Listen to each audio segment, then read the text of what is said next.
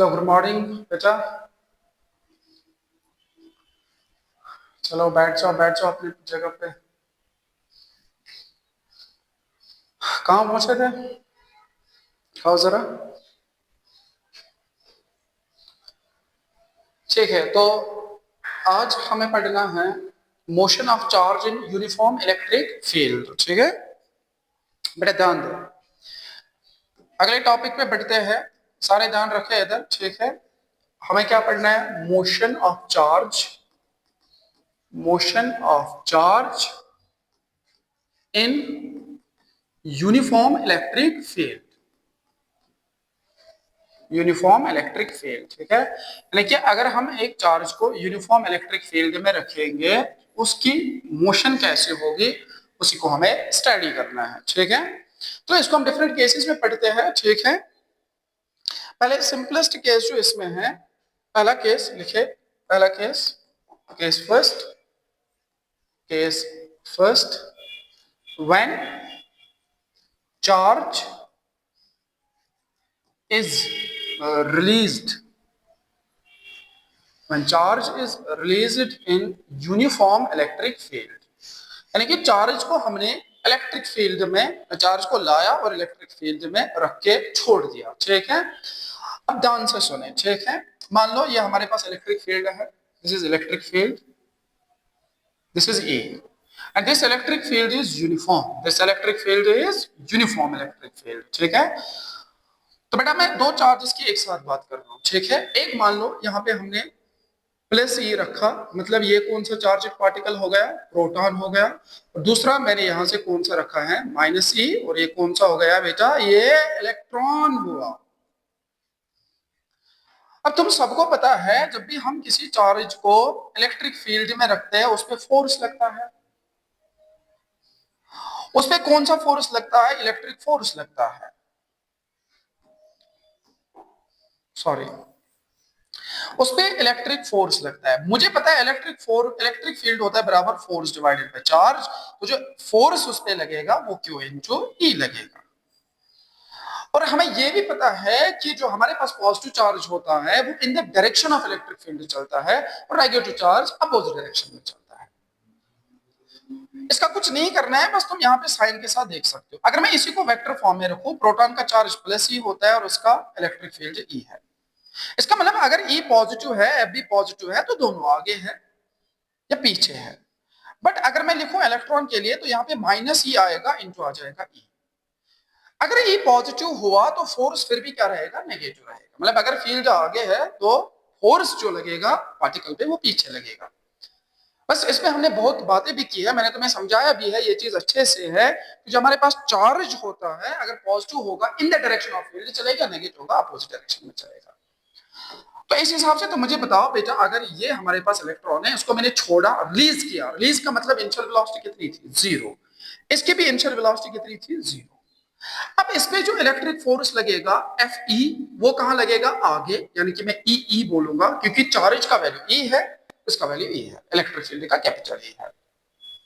और same direction में जो इसका इलेक्ट्रिक फील्ड लगेगा, सेम सेंस में, वो अपोजिट डायरेक्शन में लगेगा, क्योंकि नेगेटिव चार्ज है लगेगा, लेकिन उतना ही, क्योंकि इसका मैग्नीट्यूड ऑफ चार्ज भी ई है और इलेक्ट्रिक फील्ड का यहां भी वैल्यू ई है। क्योंकि ई यूनिफॉर्म है कि नॉन यूनिफॉर्म है? यूनिफॉर्म है। जो इलेक्ट्रिक फील्ड है वो हमने यूनिफॉर्म माना है। तो बड़े एक चीज तो तुम्हें यहां पे समझ में आई कि जैसे मैंने उसको रिलीज किया इलेक्ट्रिक फील्ड में, इस पे फोर्स लगता है, इलेक्ट्रिक फोर्स दोनों पे लगता है। एक पे आगे को लगता है, दूसरे पे कहां लगता है? पीछे को लगता है। तो मुझे बोला अगर इसमें फोर्स आया तो इसमें क्या होगी? एक्सेलरेशन होगी। अच्छा, फोर्स किसके बराबर होता है? जो हमारे पास फोर्स होता है वो होता है बराबर मास इनटू एक्सेलरेशन। फोर्स होता है बराबर मास इनटू एक्सेलरेशन। एक्सेलरेशन को निकालने के लिए मैं लिखूंगा F डिवाइडेड बाय m लिखूंगा। अच्छा, दोनों पे जो फोर्स लग रहा है वो E इंटू ई लग रहा है, और दोनों का मास सेम तो नहीं, वो इतना है।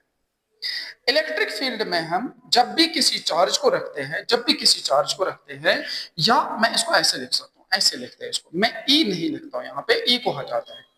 मैं जनरल चार्ज की बात कर रहा हूं, किसी भी चार्ज क्यू को, अगर तुम इलेक्ट्रिक फील्ड में रखोगे तो उसमें एक फोर्स लगेगा जो क्यू ई के बराबर होगा, डिवाइड बाय मास करोगे तुम्हें एक्सेलरेशन मिल जाएगी। अच्छा, एक्सेलरेशन मिल जाएगी। इसी की बात अगर मैं करूंगा, पहले प्रोटॉन की बात करूंगा। प्रोटॉन की जो एक्सेलरेशन होगी वो फॉर एग्जांपल एपी होगी, और वो होगी बराबर चार्ज तो ई है, इलेक्ट्रिक फील्ड भी कैपिटल ई है, और मास लिखेंगे मास ऑफ प्रोटॉन। और सेम सेंस में अगर मैं इलेक्ट्रॉन की बात करूंगा, इलेक्ट्रॉन की जो एक्सेलरेशन होगी वो चार्ज तो ई है, इलेक्ट्रिक फील्ड यूनिफॉर्म ई है, और mass of electron M E है। तो इनकी एक्सेलरेशन आ गई। ऐसे मैंने इसको लिखा। दोनों का चार्ज तो सेम है, लेकिन दोनों का मास बराबर नहीं है, वो अलग है। अच्छा, दोनों के मोशन को स्टडी करते हैं। दोनों में एक्सेलरेशन, अगर दोनों में एक्सेलरेशन है, मुझे बताओ जिस वेलोसिटी से तुमने उसको रखा था, क्या वही रहेगी कि इंक्रीज होगी? इंक्रीज होगी बेटा। अच्छा, गलत कॉन्सेप्ट मत पालो। मतलब प्रोटॉन एक्सेलरेट होगा कि रिटार्ड होगा? एक्सेलरेट होगा। मतलब इलेक्ट्रॉन भी क्या होगा? कई बच्चे गलती करते थे, वो रिटार्ड होते हैं। बेटा रिटार्ड नहीं होते, वो भी एक्सेलरेट होती है। बट फर्क इतना सा है कि ये आगे की तरह इसकी वेलोसिटी बढ़ेगी और ये पीछे चलेगा, लेकिन वेलोसिटी तो बढ़ेगी। तो यहां में बेटा अगर पहला पॉइंट लिखूं बेटा, मैं लिखूंगा जो प्रोटॉन होगा या मेरे पास इलेक्ट्रॉन होगा, दोनों की जो मोशन है वो एक्सेलरेटेड है। दोनों की मोशन एक्सेलरेटेड है। बस फर्क इतना है कि ये in the direction of electric field accelerate होता है और electron in the opposite direction accelerate होता है। इतनी सी बात है। अच्छा, फिर मैं अगली बात अगर मैं करूंगा, अगर मैं तुम्हें बोलूंगा किसी भी टी टाइम के बाद, आफ्टर एनी टाइम टी, ध्यान से देखना, after any time T, T समय के बाद अगर मैं तुम्हें पूछूं बताओ वेलोसिटी ऑफ प्रोटॉन क्या होगी, तो लिखोगे वेलोसिटी ऑफ प्रोटॉन जो होगी वो होगी initial velocity plus acceleration of proton into time T. Simple भाषा में। तो वेलोसिटी ऑफ प्रोटॉन जो हम लिखेंगे, अच्छा इनिशियल वेलोसिटी कितनी थी? 0 थी। एक्सेलरेशन ऑफ प्रोटॉन है E E divided by mass of proton into time करेंगे। तो किसी भी टी समय के बाद जो इसकी वेलोसिटी होगी वो इसके बराबर होगी। और सेम तरीके से मैं अगर इसमें बात करूंगा किसकी, इलेक्ट्रॉन की बात करूंगा, तो वेलोसिटी ऑफ इलेक्ट्रॉन होगी initial velocity of electron plus acceleration of electron into T लिखेंगे। फिर से हमें यहां पता है जो वेलोसिटी है वो किसके बराबर है बेटा? 0 है। इलेक्ट्रॉन, ये दोनों को रिलीज किया था मैंने। तो जो वेलोसिटी ऑफ इलेक्ट्रॉन आएगी बेटा, acceleration of electron E E divided by mass of electron into T. कुछ बातें कर लेते हैं बेटे, ध्यान से देखना। मुझे तुम यहां पे बताओ, नोट करके मैं लिखूंगा, बताओ इलेक्ट्रॉन और प्रोटॉन दोनों के लिए ई सेम है क्या अलग है? सेम है। ई थोड़ी अलग है, ई तो सेम है। मैंने सेम यूनिफॉर्म इलेक्ट्रिक फील्ड में इनको रखा था। और चार्ज भी दोनों का क्या है? सेम। और टी टाइम, सेम टाइम के बाद में कर रहा हूं। तो अगर मैं यहां पे नोट करके एक पॉइंट तुम्हें लिखाऊं, मैं लिखा रहा हूं after same time T, T समय के बाद ज्यादा वेलोसिटी किसकी होगी? इलेक्ट्रॉन की ज्यादा होगी कि प्रोटॉन की ज्यादा होगी? दोनों की वेलोसिटी बढ़ते जाएगी क्योंकि दोनों एक्सेलरेट हो रहा है, एक आगे हो रहा है एक पीछे हो रहा है, बट हो तो एक्सेलरेट रहे हैं, तो दोनों की वेलोसिटी बढ़ेगी बेटा। लेकिन मैं तुमसे यह पूछ रहा हूं किसी टी समय के बाद 2 सेकंड बाद जब किसकी वेलोसिटी ज्यादा होगी? तुमने यहां से खटाक से इक्वेशन को पढ़ा, पढ़ने के बाद तुम्हें यह समझ में आया ई दोनों के लिए सेम, ई दोनों के लिए सेम, टी भी दोनों के लिए सेम, तो तुमने पता सेम टाइम पे जो हमारे पास वेलोसिटी होती है वो मास के इनवर्सली प्रोपोर्शनल होती है। दिख रहा है बेटा? दिख रहा है, दिख रहा है, दिख रहा है। मास के इनवर्सली प्रोपोर्शनल होता है। और मैं ये बात अच्छे सलीके से जानता हूं कि जो मास ऑफ इलेक्ट्रॉन होता है वो कम होता है मास ऑफ प्रोटॉन से। इलेक्ट्रॉन का मास कम होता है और प्रोटॉन का मास ज्यादा होता है। तो बताओ जितना मास कम होगा उतनी वेलोसिटी ज्यादा होगी। कम मास किसका है? इलेक्ट्रॉन का, तो इलेक्ट्रॉन की वेलोसिटी ज्यादा होगी। 2 सेकंड के बाद तुमने दोनों को ऑब्जर्व किया, तुम्हें यह दिखेगा कि इलेक्ट्रॉन तेज चल रहा है और प्रोटॉन धीरे चल रहा है बेटा। तो ये वेलोसिटी की कहानी थी। अगले पॉइंट पे चलते हैं, तीसरे पॉइंट पे चलते हैं। अगर मैं दोनों की kinetic energy after time T, दोनों पार्टिकल की kinetic energy after time T पूछ रहा हूं, मैं पहले बात करूंगा फिर से प्रोटॉन की, बेटा जब मैंने प्रोटॉन की बात की तो इनिशियल काइनेटिक एनर्जी इसकी कितनी होगी, इनिशियल काइनेटिक एनर्जी वो 0 होगी, क्योंकि इनिशियली तो ये रेस्ट पे था। लेकिन t समय के बाद अगर मैं इसकी काइनेटिक एनर्जी t समय के बाद देखूंगा तो मैं लिखूंगा 1/Tm वेलोसिटी ऑफ प्रोटॉन का स्क्वायर। या ऐसे लिखो कि मास भी इनका अलग अलग होता है, इसलिए हम और अच्छे से लिख पाएंगे इसको। मुझे अच्छे से लिखना हो तो मैं बेटा ऐसे लिखूंगा 1/2 mass of proton and velocity of proton after any time t का स्क्वायर। अच्छा यहां से काइनेटिक एनर्जी तुम्हें t टाइम पे मिलेगी 1/2 मास ऑफ प्रोटॉन, और वेलोसिटी t टाइम पे हमने प्रोटॉन की निकाली है, किसके बराबर है बेटा, वो E divided bye mp into t आ जाएगा। लेकिन बेटा इस सारे के क्या आ जाएगा, स्क्वायर आ जाएगा, क्योंकि वेलोसिटी का स्क्वायर है। तो इसको सॉल्व करने के बाद अगर हम काइनेटिक एनर्जी को लिखेंगे किसी भी t समय के बाद तो लिखेंगे 1/2, देखो इसका भी स्क्वायर आएगा तो एक स्क्वायर कैंसिल होगा, तो लिखेंगे e square capital E square t square divided by mp आ जाएगा। तो इसकी t समय के बाद काइनेटिक एनर्जी है। मतलब टाइम के साथ इसकी स्पीड बढ़ रही है कि घट रही है, बढ़ रही है। बेटा टाइम के साथ अगर इसकी स्पीड बढ़ रही है तो बताओ इसकी काइनेटिक एनर्जी भी बढ़ ही रही होगी। इलेक्ट्रॉन हो या प्रोटॉन हो दोनों की स्पीड बढ़ेगी। अच्छा मेरे मन में, तुम्हारे मन में अचानक से एक सवाल आया, सर क्यों हम ज्यादा लंबा इसको खींचे। दूसरी बात में अगर तुमने इलेक्ट्रॉन को लिखा, किसको लिखा, कैलकुलेशन इतनी करने की जरूरत नहीं है। अब हम डायरेक्टली लिखेंगे इनिशियल काइनेटिक एनर्जी तो उसकी भी 0 है, क्योंकि वो भी तो रेस्ट था, वो भी कौन सा दूध का धुला था, वो भी रेस्ट पे ही फेंका था। लेकिन अगर मैं t समय के बाद इसकी काइनेटिक एनर्जी को ऑब्जर्व कर रहा हूं, आएगा 1/2, चार्ज तो e स्क्वायर ही रहेगा, फील्ड भी e स्क्वायर ही रहेगा, टाइम भी t स्क्वायर रहेगा, लेकिन बेटा मास तो इलेक्ट्रॉन का रहेगा, और क्या रहेगा। फिर से देखो यहां पे काइनेटिक एनर्जी मास के इनवर्सली प्रोपोर्शनल है। बेटा दोनों की वेलोसिटी बढ़ेगी, लेकिन इलेक्ट्रॉन की ज्यादा रेट से बढ़ेगी, लेकिन प्रोटॉन की कम रेट से बढ़ेगी। बेटा दोनों की काइनेटिक एनर्जी बढ़ेगी, दोनों की काइनेटिक एनर्जी बढ़ेगी, लेकिन जिसकी वेलोसिटी ज्यादा रेट से बढ़ेगी उसकी काइनेटिक एनर्जी भी ज्यादा रेट से बढ़ेगी। मतलब वेलोसिटी किसकी रेट से ज्यादा बढ़ती है, इलेक्ट्रॉन की, तो काइनेटिक एनर्जी इलेक्ट्रॉन की बढ़ेगी। इनवर्सली प्रोपोर्शनल है, मास ज्यादा है काइनेटिक एनर्जी कम होगी, मास कम है काइनेटिक एनर्जी ज्यादा होगी। तो सेम समय पे दोनों की काइनेटिक एनर्जी की अगर मैं बात करूंगा तो बेटा किसकी ज्यादा होगी, इलेक्ट्रॉन की ज्यादा होगी, क्योंकि वेलोसिटी ज्यादा है। और तुम्हें दोनों में एक रिलेशन दिख रही है कि जो कि काइनेटिक एनर्जी है वो डायरेक्टली प्रोपोर्शनल टू टाइम का स्क्वायर है। और अगर मुझे इनका ग्राफ प्लॉट करना हो, ग्राफ में तो तुम मास्टर हो एकदम से, मैं चाहता हूं कि मैं ग्राफ ड्रा करूं in between kinetic energy and time, in between kinetic energy and time.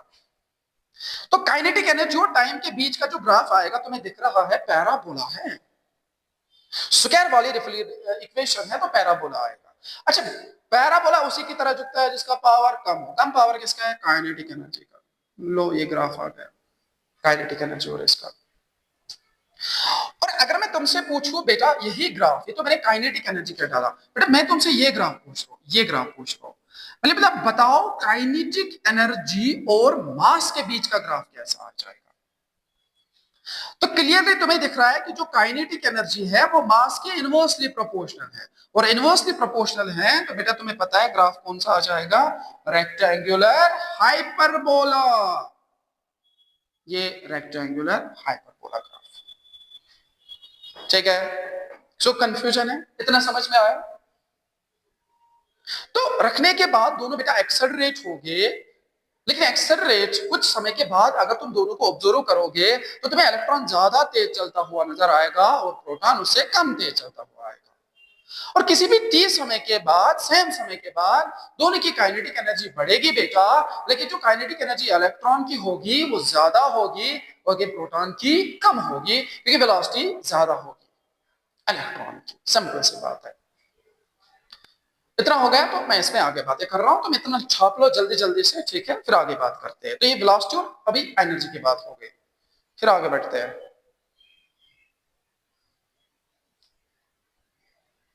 चलो हो गया तुम्हारा ये, मैं इसको खत्म कर देता हूं, मैं इसको रब करता हूं, ये यहां से मुझे नहीं चाहिए, ठीक है, इसको मैंने किया। बस अभी हम तीसरी बात पे आ चुके हैं, तीसरी बात पे। तीसरी बात पे आने के बाद बेटा सीधे चौथी बात पे चलते हैं। अगर मैं चौथी बात यहां पे करूं, ध्यान से देखना, बात नंबर 4, मैं बोल रहा हूं डिस्प्लेसमेंट। क्या बोल रहा हूं? आफ्टर टाइम टी, टी समय के बाद इन दोनों का डिस्प्लेसमेंट कितना होगा? टी समय के बाद दोनों का डिस्प्लेसमेंट कितना होगा? पहले मैं बात करूंगा प्रोटॉन की। प्रोटॉन की पहले बात करते हैं। अगर मैं टी समय के बाद प्रोटॉन की बात करूंगा तो एस होता है बराबर UT plus half of eighty square, ये मुझे पता है। लेकिन मुझे पता है अगर मैं लिखूंगा प्रोटॉन के लिए डिस्प्लेसमेंट ऑफ प्रोटॉन, तो यू तो दोनों का कितना था? पहले 0 था, तो वहां से बचा 1/2। एक्सेलरेशन किसकी लिखेंगे? प्रोटॉन की, और क्या लिखेंगे? टी का स्क्वायर। तो डिस्प्लेसमेंट ऑफ प्रोटॉन होगा बराबर 1/2 acceleration of proton. Acceleration of proton, acceleration of proton किसके बराबर है? T E divided by mass of proton into क्या लिखेंगे बेटा? टी का स्क्वायर लिखेंगे, इनटू लिखेंगे टी का स्क्वायर।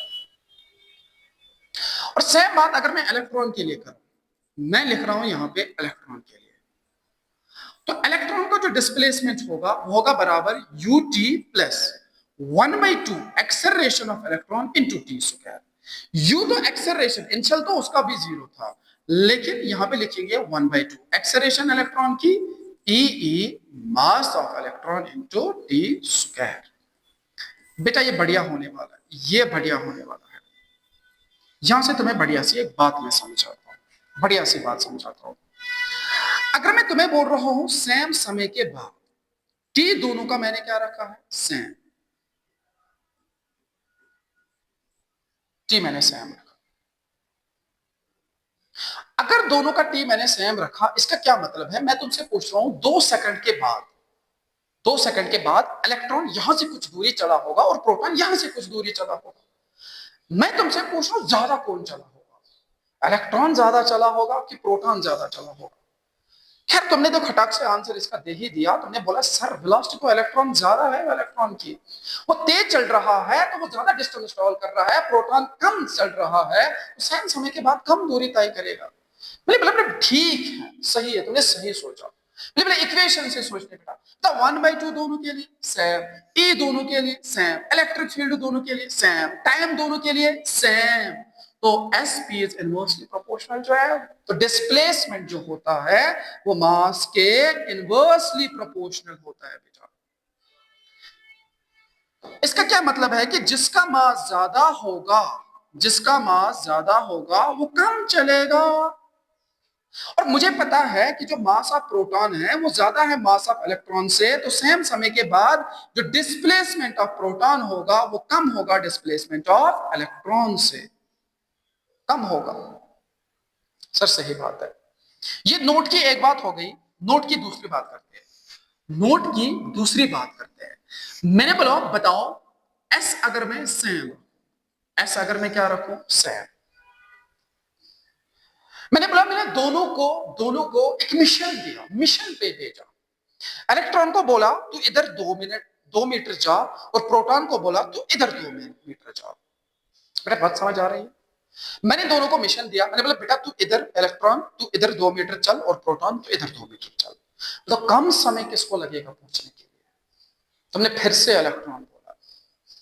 क्यों बोला? क्योंकि बेटा सिंपल है, तुमने फिर से बोला सर वेलोसिटी तो इलेक्ट्रॉन की ज्यादा है, वो तेज चलता है, प्रोटॉन धीरे चलता है, इलेक्ट्रॉन जल्दी पूछेगा, तो कम समय तो लगना ही है। मैंने सही सोचे बेटा।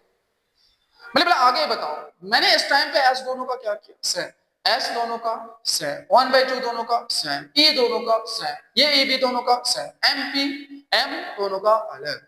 तो मैं लिख सकता हूं यहां पे जो टी स्क्वायर है वो डायरेक्टली प्रोपोर्शनल टू मास है, क्योंकि मास को इधर लाओ, मास को इधर लाओ बेटा, ठीक है, मास को इधर लाओ तो आ जाएगा। मैंने डिस्प्लेसमेंट सेम रखा, अभी मुझे पता है इसे आगे,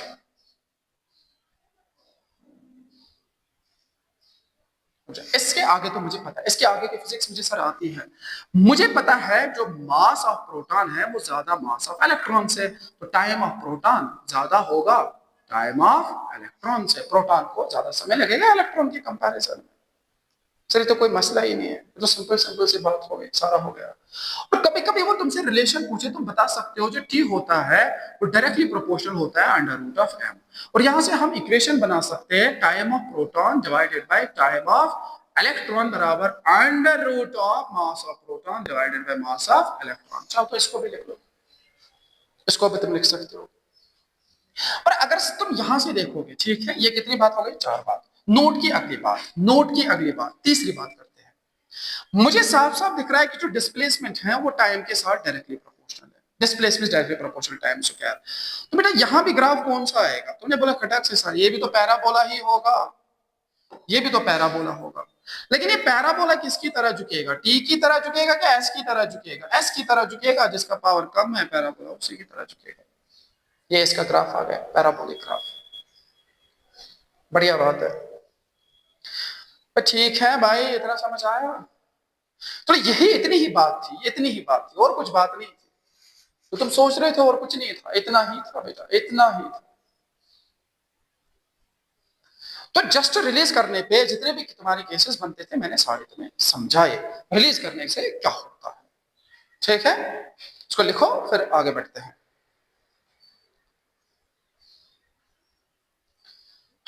चलो हो गया तुम्हारा, मैं इसको हटा रहा हूं, ठीक है। तो ये पहला केस था जिसमें हमने बस एक चार्ज को उसमें रखा था, ठीक है। फिर आगे बात करते हैं, आगे बात करते हैं केस नंबर 2 की, केस नंबर 2 की। When charge is projected, when charge is projected with velocity v या with velocity u parallel to electric field। अभी हमने उसको छोड़ा नहीं बेटा, बल्कि अभी हमने उसको प्रोजेक्ट कर दिया, लेकिन in the direction of electric field. मतलब मैं ऐसे समझाऊं, ध्यान से देखो, ये यूनिफॉर्म इलेक्ट्रिक फील्ड है, क्योंकि यूनिफॉर्म की बात चल रही है तो यूनिफॉर्म ही होगा। तो ये हमारे पास बेटा यूनिफॉर्म इलेक्ट्रिक फील्ड हुआ। ध्यान से देखना इसको बेटा, ध्यान से समझना। फिर से मैं वही बात कर रहा हूं, एक प्रोटॉन लिया और दूसरा इलेक्ट्रॉन लिया, और दोनों को मैंने इसी के डायरेक्शन में यू वेलोसिटी से आगे फेंका, इसको भी यू वेलोसिटी से आगे फेंका। मेरी बात क्लियर है, पैरेलल टू द फील्ड दोनों को यू वेलोसिटी से फेंका। उसके बाद हमने क्या किया बेटा, ध्यान से देखो। अब इलेक्ट्रिक फील्ड अपना काम करेगा। सर इलेक्ट्रिक फील्ड क्या काम करेगा, वो उस पे आगे फोर्स लगाएगा E इंटू ई, और इस पे पीछे फोर्स लगाएगा E इंटू ई। अब बढ़िया केस बन रहा है, अब बात बन रही है, अब तुम्हारी समझ में कुछ कुछ आ रहा है, यहाँ पे क्या हुआ वहां पे क्या हुआ था।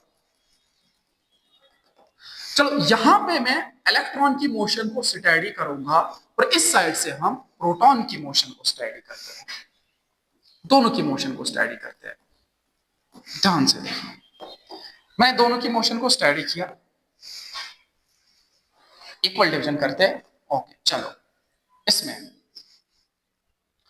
ध्यान से देखना,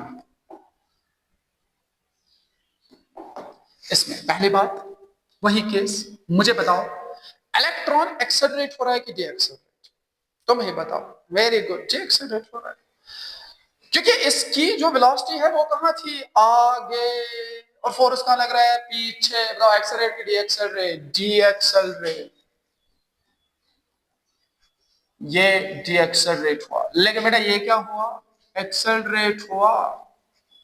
प्रोटॉन क्या हुआ, एक्सेलरेट, क्योंकि वेलोसिटी आ गया, फोर्स भी आ गया, तो एक्सेलरेट होगा। बताओ ये डी एक्सेलरेट हुआ, इसकी एक्सेलरेशन कितनी है, ई बाय एम। चाहो तो माइनस लिख लो, कोई दिक्कत नहीं है, वेक्टर फॉर्म में लिखना तो माइनस लिख सकते हैं। बाकी मुझे पता है मैंने लिखा है डी एक्सेलरेट, तो इतने से डी एक्सेलरेट होगा, तो मैं मैग्नीट्यूड लिख रहा हूँ, ठीक है।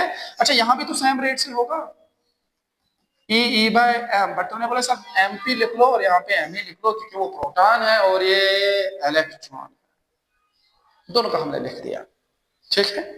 फिर वही बात करते हैं, कुछ समय के बाद दोनों चलेंगे, दोनों की वेलोसिटी बढ़ेगी कि घटेगी।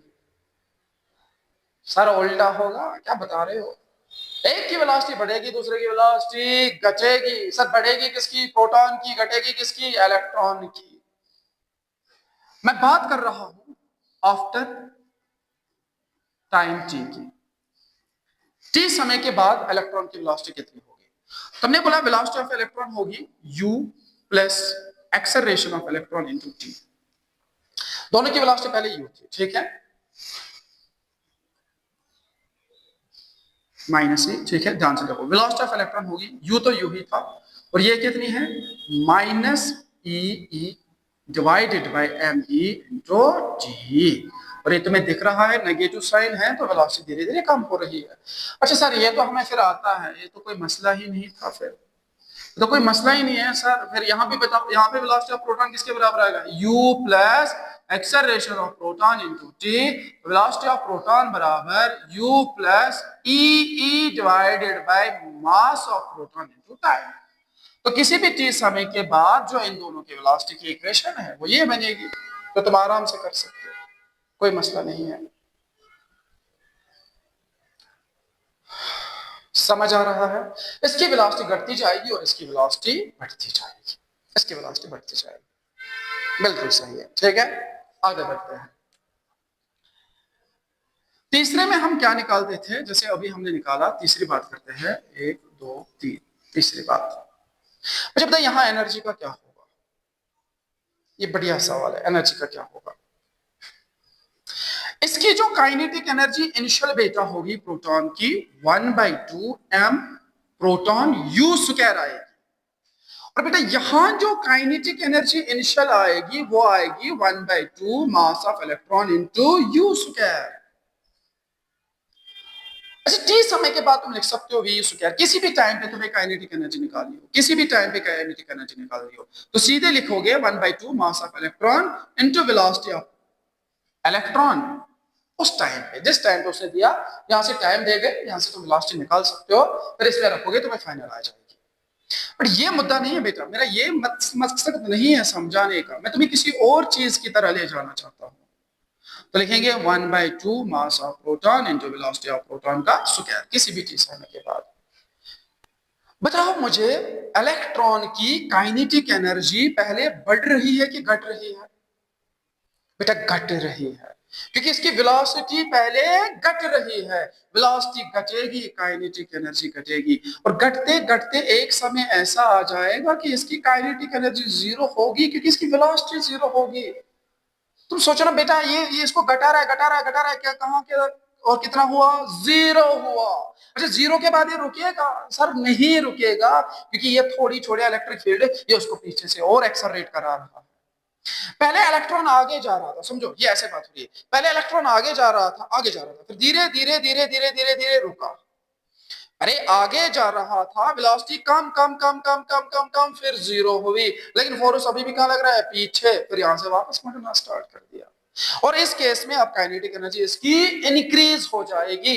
तो पहले इसकी काइनेटिक एनर्जी घटेगी, घटते घटते जीरो होगी, फिर वापस से इसकी काइनेटिक एनर्जी बढ़ेगी।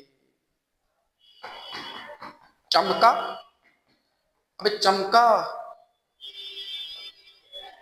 Very good.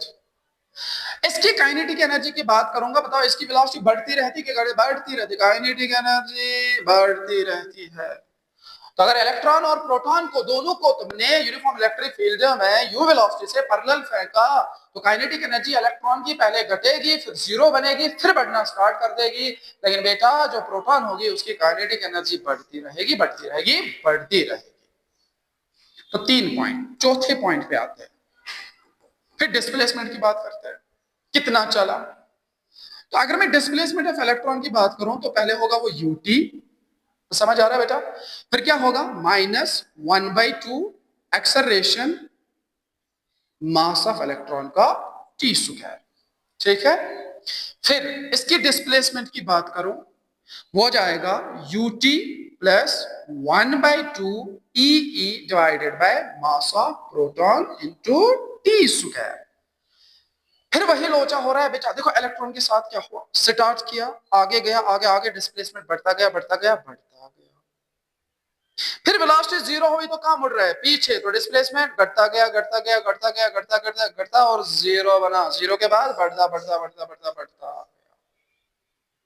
तो जिस क्षण में ध्यान से सोचो, ये बात तुम्हें समझ आई? इलेक्ट्रॉन पहले आगे गया, फिर तो वापस आना है बेटे। तो इलेक्ट्रॉन के मोशन में डिस्प्लेसमेंट एक बार जीरो बनेगा, लेकिन प्रोटॉन के मोशन में डिस्प्लेसमेंट कभी जीरो नहीं बनेगा, क्योंकि वेलोसिटी बढ़ रही है और वो आगे जाता रहा जाता रहा जाता रहा, डिस्प्लेसमेंट बढ़ता रहा, तभी तो प्लस है और तभी यहाँ माइनस है। ये घटेगा घटेगा घटेगा घटेगा और जीरो हो जाएगा और फिर नेगेटिव डायरेक्शन में बढ़ेगा और उसका पॉजिटिव डायरेक्शन में अपना मौज मस्ती के साथ वो चलेगा, उसको कोई प्रॉब्लम नहीं है। बताओ क्या किसी को प्रॉब्लम है? ये हमने सारी चीजें इसके डिस्कस की है। एक्सेलरेट हो रहा है, एक्सेलरेट हो रहा है, एक्सेलरेशन निकाली, किसी भी काइनेटिक के बाद वेलोसिटी निकाली, काइनेटिक एनर्जी निकाली और इसका डिस्प्लेसमेंट निकाला बेटा, ठीक है। तो ये दूसरा केस था, सिंपल। फिर तीसरे पे चलते हैं, उसको लिखो, इसको लिखो, फिर तीसरे पे चलते हैं।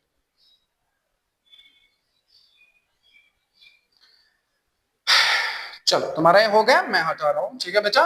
चलो फिर तीसरे केस पे आते हैं, केस नंबर 3। तीसरा केस लड़ते हैं, इसको मैं हटा रहा हूं, मुझे जगह चाहिए इसके लिए, ठीक है। केस नंबर 3 मैं यहां लिख रहा हूं, सुनो। केस 3 ध्यान से देखना क्या है। केस नंबर 4, पार्टिकल या charged particle is projected in uniform electric field with velocity u perpendicular to electric field। बेटा समझ आ रहा है हो क्या रहा है? पहले चार्ज को उठाया और रखा, भाई साहब बोला जो मन है। फिर हमने बोला भाई साहब हम तुम्हें फेंकते हैं, वो फेंका किस डायरेक्शन में? जिस डायरेक्शन में फील्ड उसी डायरेक्शन में चार्ज। फिर हमने और खेला, हमने बोला भाई साहब आप ऐसे नहीं फेंकेंगे, तो रखा तो तुमने मन मर्जी की, ऐसे किया तुमने मन मर्जी की। बट अब इलेक्ट्रिक फील्ड आगे है, हम चार्ज को ऊपर से फेंकते हैं। बट ऐसी कोई कंडीशन है, ऐसी है। अभी इलेक्ट्रिक फील्ड है ऐसे, या मैं इस डायग्राम को कुछ अलग से बनाता हूँ, रुको ऐसे नहीं बनाएंगे। मान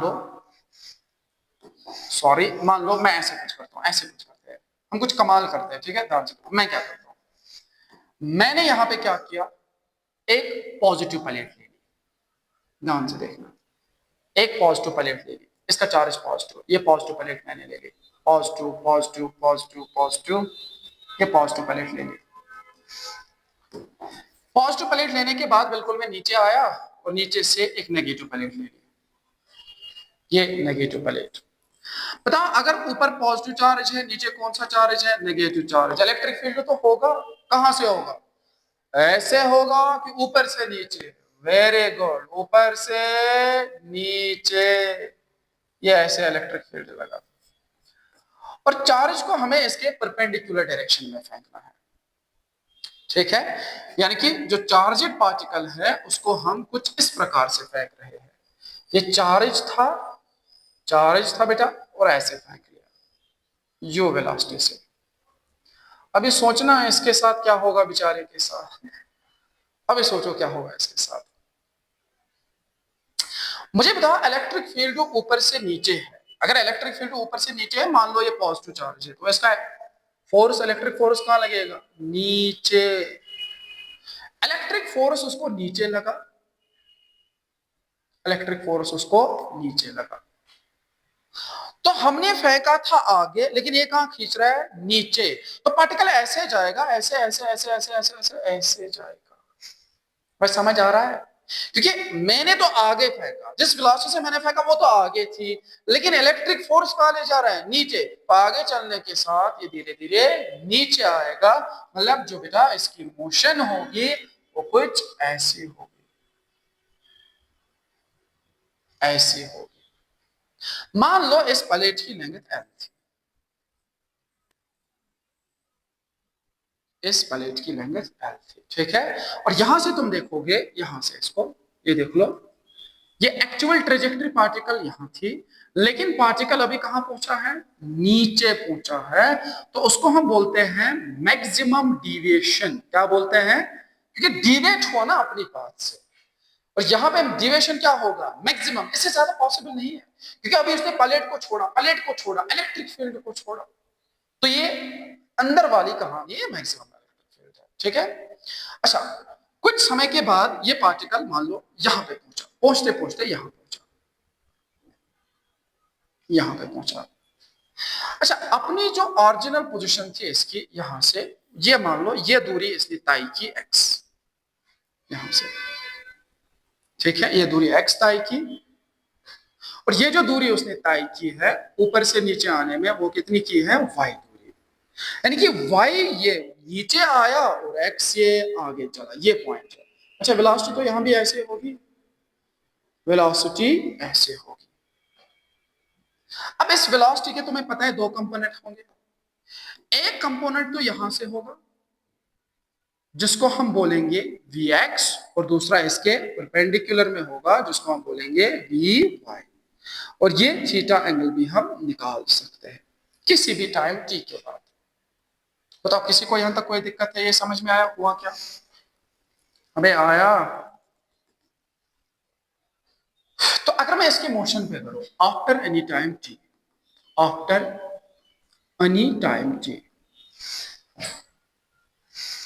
एनी टाइम t, किसी भी t समय के बाद, एक बात करते हैं पहले, मुझे बताओ अगर मैं बात कर रहा हूं इनिशियली, मैं पहले की बात कर रहा हूं बेटा, इनिशियली x डायरेक्शन में इसकी वेलोसिटी कितनी थी, u थी, मैंने फेंका ऐसे ही, x डायरेक्शन में वेलोसिटी कितनी थी, u थी। बताओ y डायरेक्शन में वेलोसिटी कितनी थी, 0 थी, y डायरेक्शन में कोई वेलोसिटी नहीं थी। और मुझे बताइए इस डायरेक्शन में, x डायरेक्शन में क्या कोई एक्सेलरेशन लग रहा है, नहीं लग रहा है, एक्सेलरेशन तो कोई नहीं लग रहा है, लेकिन y डायरेक्शन में एक्सेलरेशन लग रहा है, e डिवाइडेड बाय m, मास इसका m मान लो, इसका मास m मान लो, ये स्पेस की एक्सेलरेशन लग रही है। बताओ किसी को कोई कंफ्यूजन है?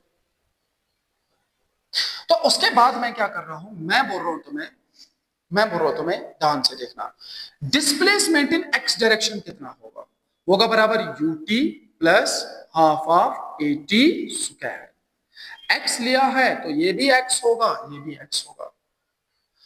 बताओ x डायरेक्शन में जो इसका डिस्प्लेस वेलोसिटी थी, वो इनिशियल वेलोसिटी कितनी थी, u, और टाइम मैंने कितना माना है, t, और इनिशियली x डायरेक्शन में कितनी वेलोसिटी थी, 0, तो प्लस 0 आ जाएगा। तो x डायरेक्शन में जो डिस्प्लेसमेंट होगा t समय के बाद वो ut होगा, तो जिसको तुम x बोल सकते हो वो ut होगा। यानी कि t समय के बाद अगर ये पार्टिकल इधर पे है तो ये x होगा, ये होगा बराबर u इंटू टी हो जाएगा। ऐसी बात है बेटा। दूसरी बात अगर मैं करता हूं डिस्प्लेसमेंट इन y डायरेक्शन, वो होगा बराबर u y t plus half of a y t का स्क्वायर। मतलब इनिशियली y डायरेक्शन में वेलोसिटी कितनी थी, 0, तो किसके बराबर आएगा, 1/2 a y कितना है, e बाय m इंटू कितना आ जाएगा, t का स्क्वायर।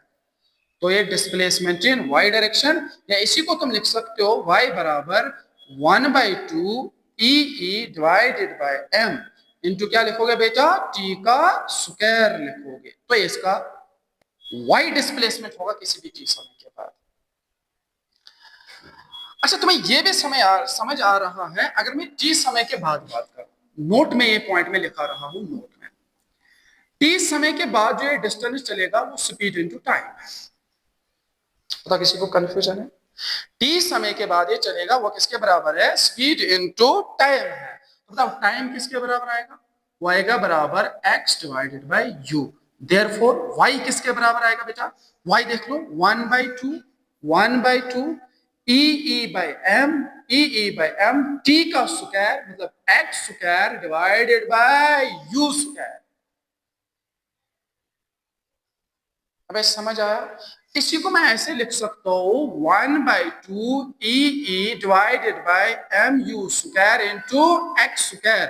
और अगर तुम यहां से देखोगे y is directly proportional to x square, बेटा इसको हम बोलते हैं इक्वेशन ऑफ ट्रेजेक्टरी,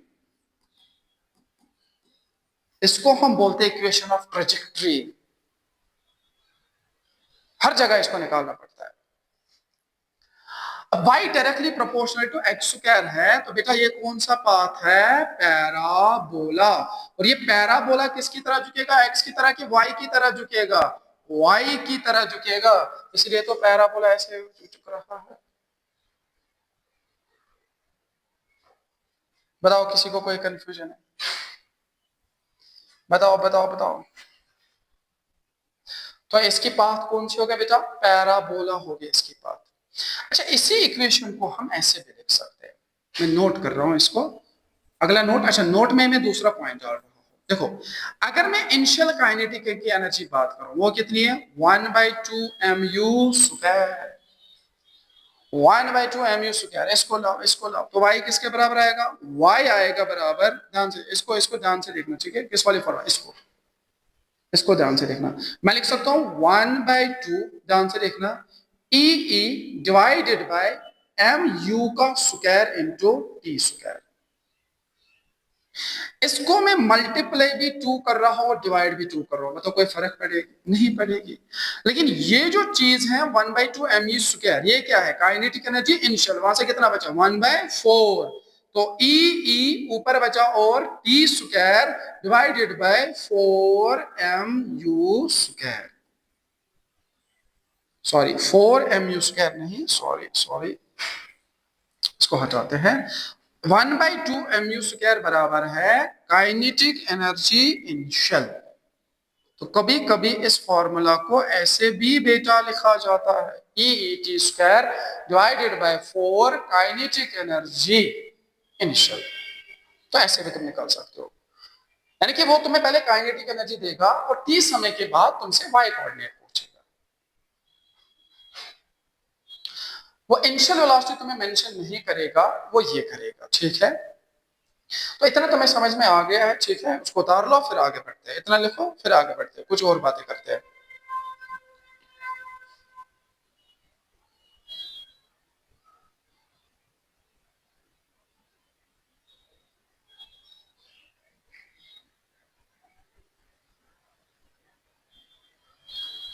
चलो, उसको तुमने लिखा होगा, मैं इसको ऐड रब कर रहा हूँ, ठीक है? इसको मैं हटा रहा हूँ, मुझे कुछ चीजें इसमें से चाहिए, उसको मैं ले रहा हूँ बस। ये वाली तो नहीं चाहिए, ठीक है? ये वाली चाहिए, ये वाली चाहिए, इसको रहने देते हैं, ठीक है? अगर मैं तुमसे बात करूं यहाँ पे मैक्सिमम डिविएशन की, ध्यान से देखना, y किसके बराबर है?